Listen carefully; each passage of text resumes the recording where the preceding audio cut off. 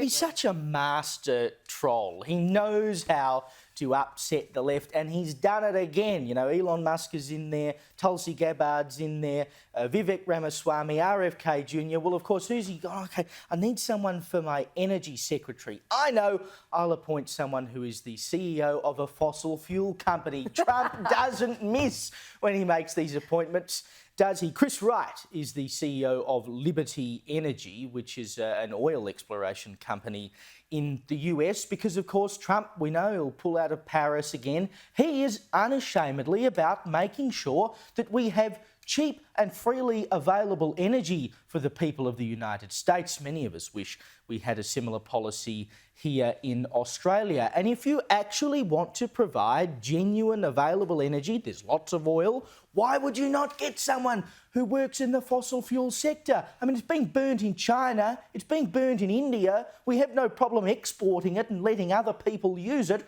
Why wouldn't we use it ourselves? And of course, you can catch Chris Stocko here on this channel tomorrow at 8 p.m. to find out what's really going on with net zero in Australia. And, you know, people are going, oh, I can't believe these appointments that are being made by Donald Trump. 60 Minutes even went so far as to say these people have no qualifications whatsoever. To make the U.S. government nothing other than the... This past week, Republicans won the House majority, and President-elect Trump made nominations to his cabinet. Some nominees appear to have no compelling qualifications other than loyalty to Trump.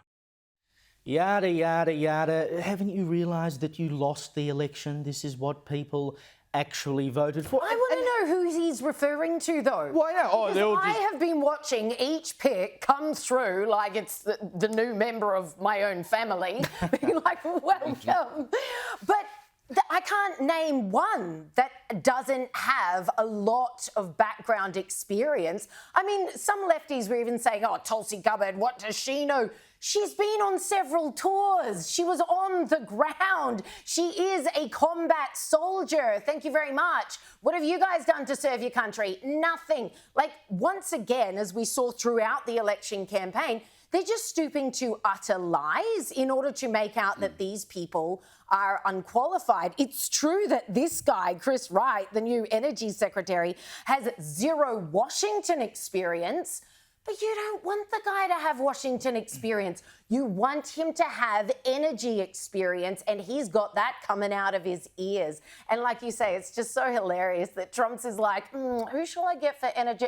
I know, one of the biggest fracking bosses, not just in America, but in the world. So they're losing their minds. But what they can't rightly say about any of the picks that I'm aware of, and like I say, I've been watching this very closely, is that they lack experience. Yeah. That is an absolute but even if they do lack experience, does anybody really care? I mean, The Guardian said this, that the energy appointment, he lacks political experience. Well, I mean, Chris Bowen has exceptional political experience, but I would swap Chris Bowen for this guy in a heartbeat. And I don't even know who this guy is, which is what somebody said in the New York Post article in the comments, said, never heard of you, which makes me very excited about your appointment, because all the people I have heard of have done a shocking job. But I mean, can the Democrats really criticise Trump's cabinet appointees when they appointed people like, do you remember Rachel Levine, who was at Pennsylvania responsible for health and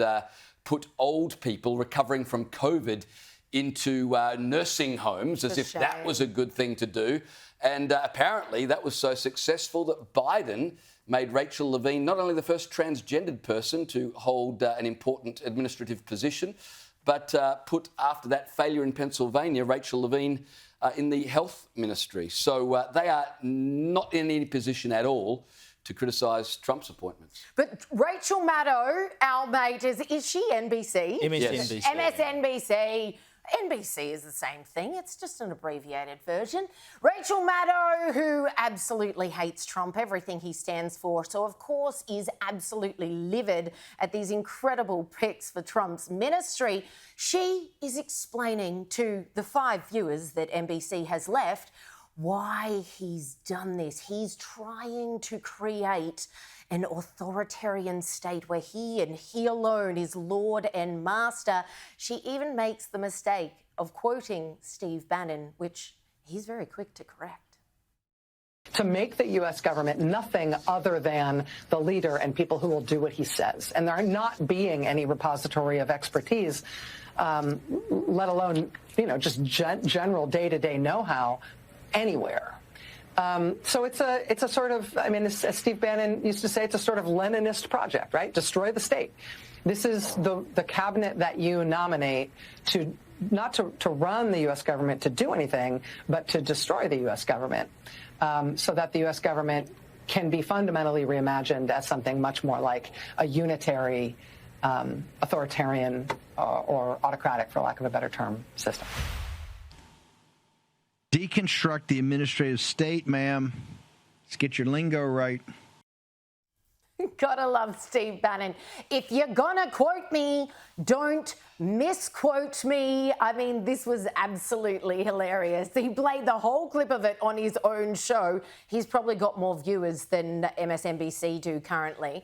And there he was just going, for the record, that is not what I said at all. But how hysterical is this? She's literally telling followers of mainstream media he is setting out to destroy the government. This is the end of it. This is the kind of rhetoric that they ran with throughout the campaign. And even after their abject failure and their ratings have gone off a cliff, they're just sticking with the same old. And like I said, it's not the destroying the government bit that they're, when they say destroy the government, what she means is destroying the bureaucracy. Yeah. And we played that mocked up clip last week where it was, instead of destroying democracy, they were saying destroying the bureaucracy. And that's what they're really worried about, because this is what Trump talks about when he talks about the deep state. He's talking about the arms of government that are removed from the president that actually run the show. And what Trump is trying to do is saying, well, hang on, I've been elected president. Surely I should be able to have some say in the way this country is run.